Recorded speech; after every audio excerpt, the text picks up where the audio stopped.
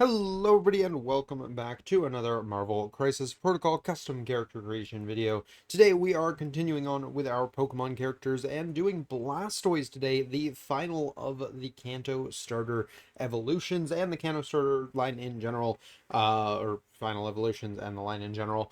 We did Charizard most recently, we did Venusaur before that. Over on the members only series we did the middle forms, and then in the regular series we did the starters a couple months ago now. So yeah, really excited to kind of close out that chapter of the Pokemon characters. And yeah, super excited to see what we're going to end up doing with Blastoise here. So of course, as usual, we pulled him up on Bulbapedia so we can take a look at his movesets and abilities and things like that.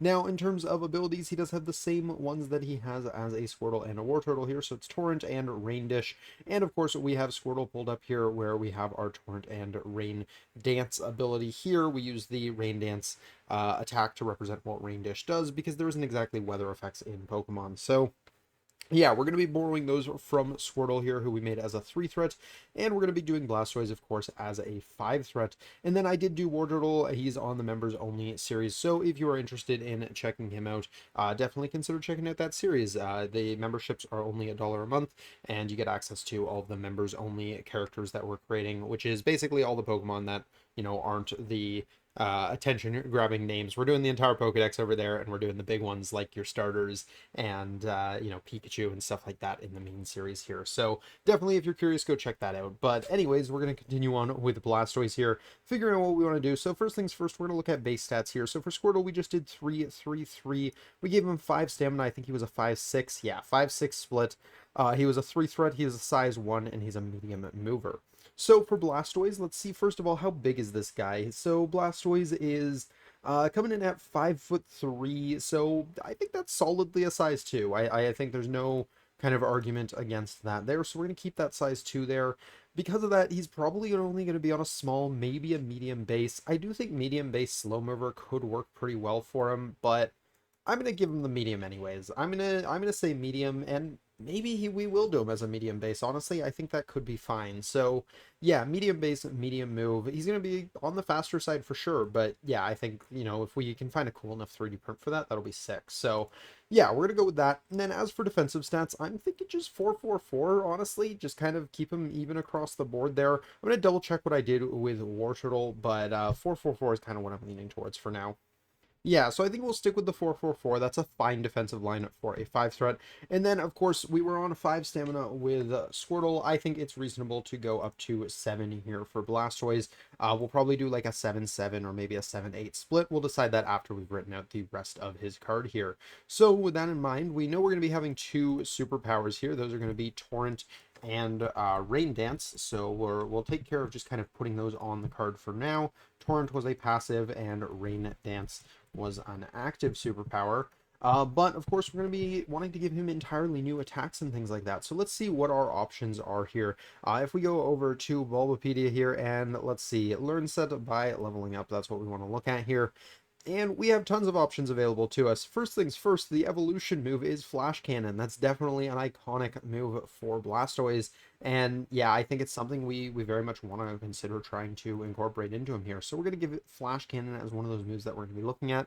We already did a few moves on Squirtle here. We did Water Gun, Water Pulse, Withdraw, and then Rapid Spin. So we don't want to worry about any of those here. We don't want to double up too much if we can avoid it. We have Rain Dance as a superpower already. So our remaining things that we want to look at here are going to be things like Aqua Tail, Shell Smash, Iron Defense, Hydro Pump, and Wave Crash.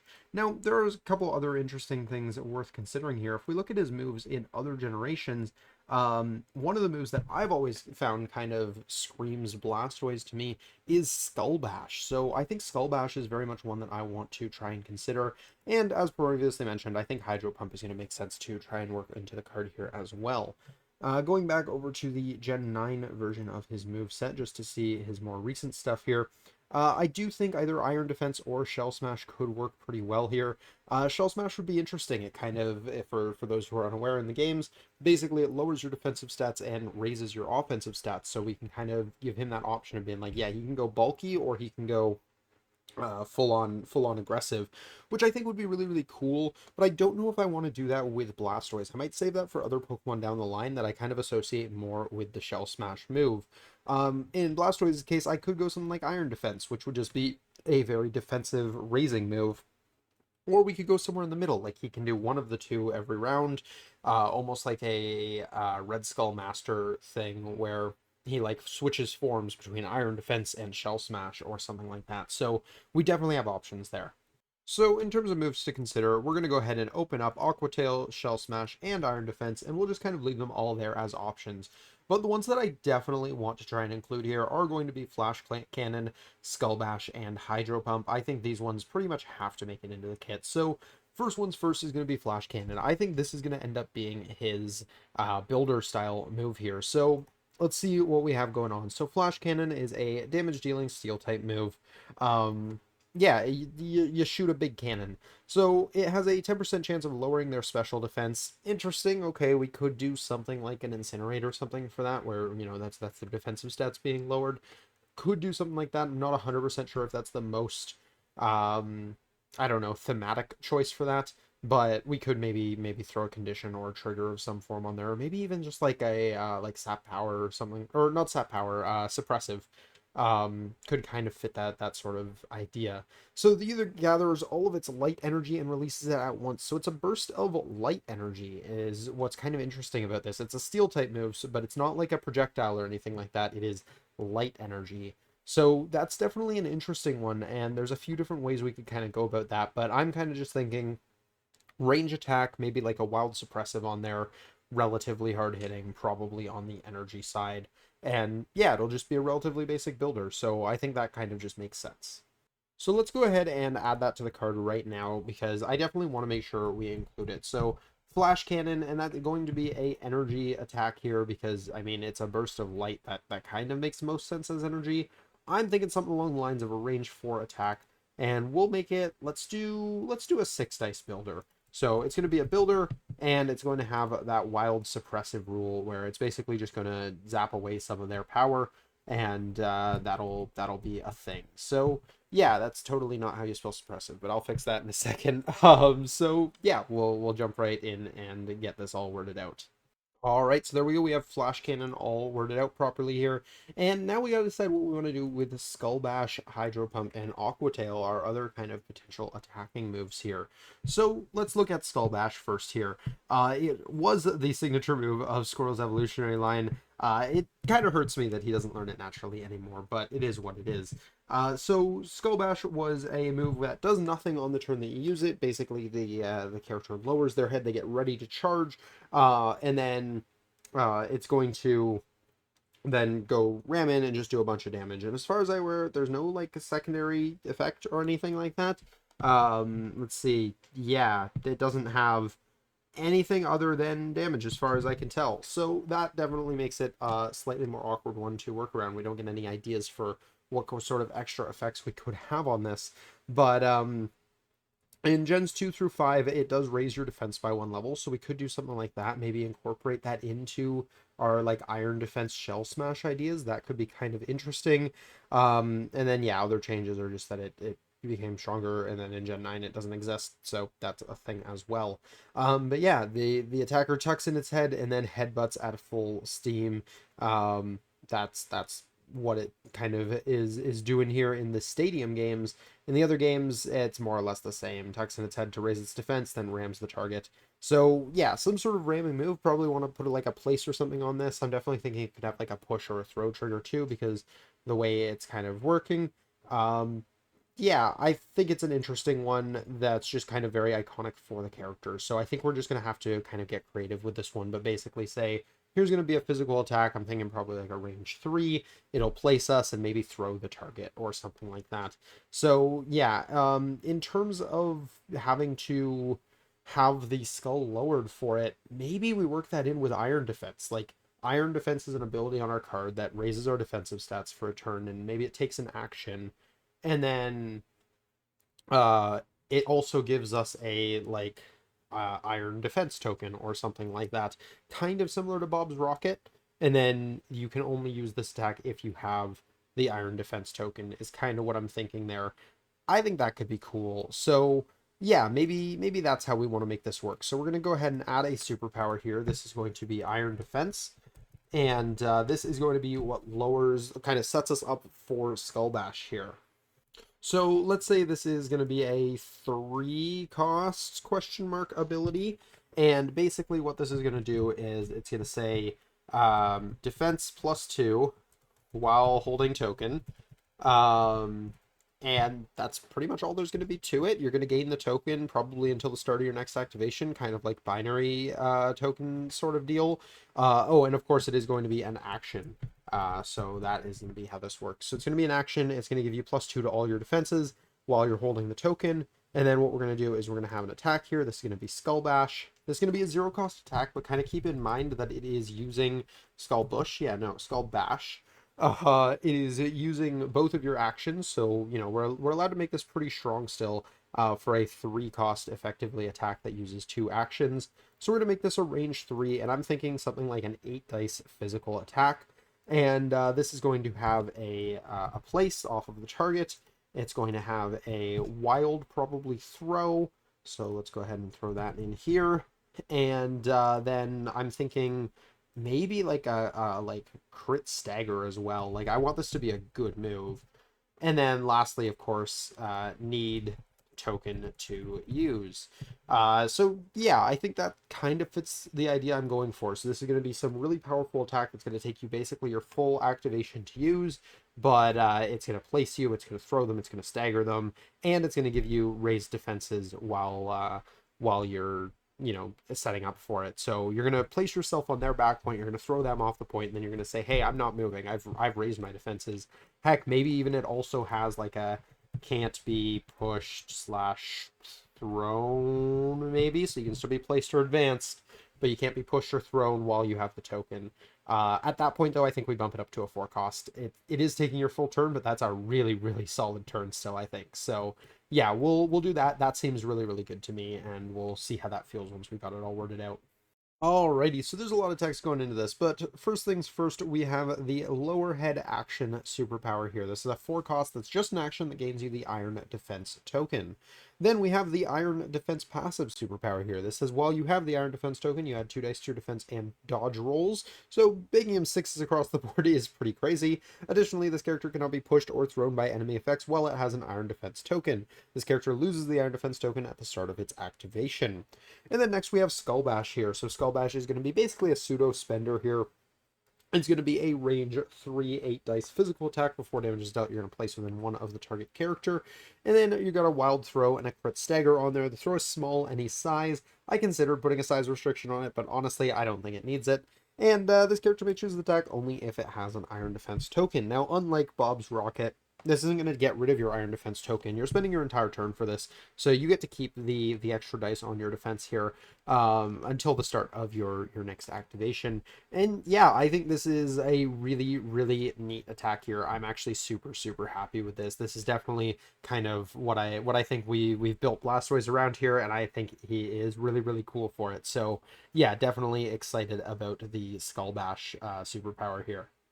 So now we got to go to any other attacks we want to give him, and I think we're just going to give him the one. I think we're passing on Aqua Tail today, and I think we're also going to be passing on Shell Smash here, Smell Smash, because there's just not going to be enough room on his card for anything more than that, and honestly, we don't need that many attacks. So let's take a look at Hydro Pump here. It's pretty straightforward. It's got a relatively lower accuracy, although rerolling your own successes feels weird, so I don't really know what the best way to kind of incorporate that in here is. But basically, it's a high power move. That's kind of all there is to it. It is large blast of water, blasts water at high power, high volume of water. Very, very straightforward. So I'm thinking something pretty simple for this. This will probably be a beam attack. So we'll add it as an attack here. Water type attacks, I actually lean towards being physical here, so we're good with that. And this is Hydro Pump. I'm tempted to find Hydro Cannon and see if it's actually mechanically any different, because if it's not, I think Hydro Cannon is just cooler. So maybe I'm gonna look for that. Hey, Hydro Cannon's cooler, so we're gonna use Hydro Cannon. So Hydro Cannon inflicts damage and forces the user to recharge during the next turn. So basically we can give this a self stagger, which makes it really, really interesting. It basically locks you out of Skull Bash on the next turn, which I think is kind of cool. So yeah, otherwise it's very similar. It's a large watery blast. I think this is cool. This basically gives him two moves that are effectively taking an entire activation, and I think that's cool. So we do have to make it really good to compensate for that. So Hydro Cannon, there it is. And yeah, so this is going to be, I'm thinking a Beam 4, and yeah, screw it, Beam 5. We're going to make this something like, let's do another 8 dicer. So another 8 dice physical attack. Going to be similar in that regard to Skull Bash, but this one, of course, is going to be a beam. We're going to make it cost 5 power. We have a 6 dice builder. We can get away with that. We're going to make it be a 5 cost attack, and it's going to have a wild push tacked onto it. So it's just going to shove everyone out of the way. And then, of course, we're going to give it that self stagger, which is not ideal, but you know what? We'll make it a skull self stagger, so if you can get away with your entire beam without rolling a single skull, you won't be staggered. That could be neat. It gives you some synergy with anyone who can get rid of your skulls and stuff like that as well. So yeah, it's going to be obviously something most of the time you're probably going to be staggered by it, but you know, you could not have that happen, so that would be cool.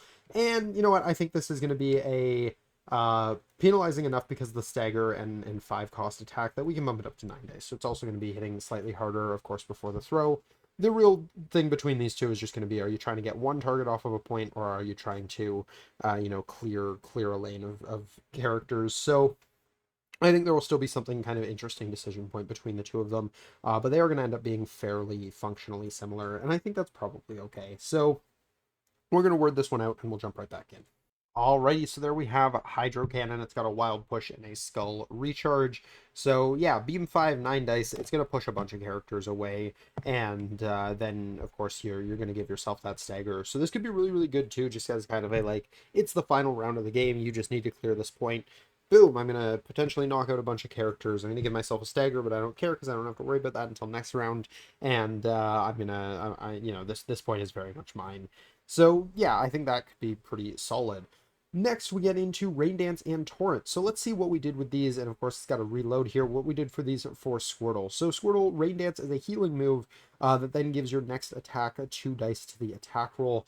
And yeah, I think more or less we can honestly copy this exactly as it is from Squirtle here. I think healing 3 is probably still fine. We definitely don't want it to heal more than 3 because this guy's going to be annoying enough to take down if he can put himself up to 6 dice every round. So yeah, I think Rain Dance, we're basically going to make it as it is. Now, it is still an action, so that does give it some kind of, you know, downside to it. This is definitely going to be a model that's really going to wish he had a third action every round.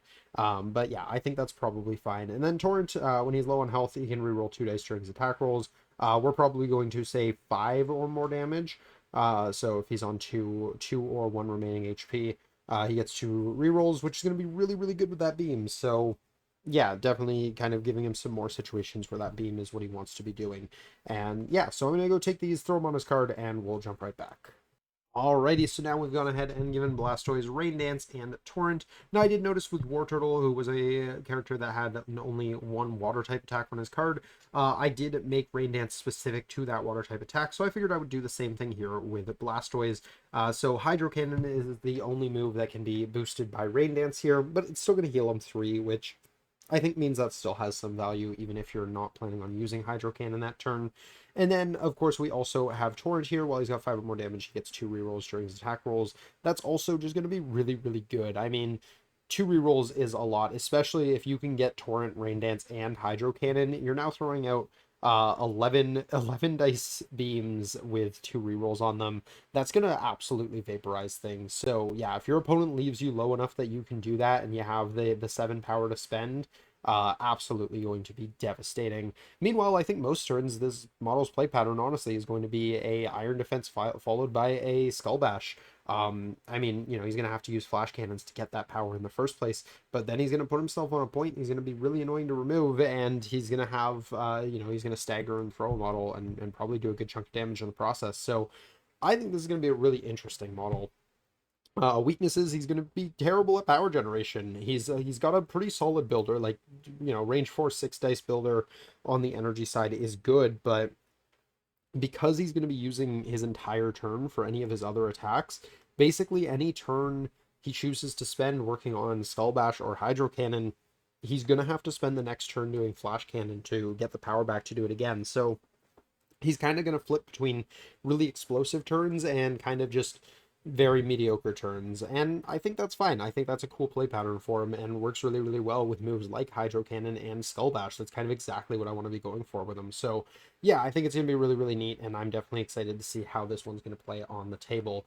But let me know what you guys think. We're going to go ahead and flip him over to the backside here. And we're keeping the 7 stamina. We don't need 7-8 for this guy. He is going to be bulky enough as it is. Yeah, I'm really happy with how he turned out. Definitely curious to hear what you guys think. Are there any attacks or abilities you guys would have liked to see incorporated that we didn't include here? Keep in mind, megas are something I plan on working on in the future, so that's why we didn't take a look at his mega ability or anything like that, because I do think that is something we can do with him down the line.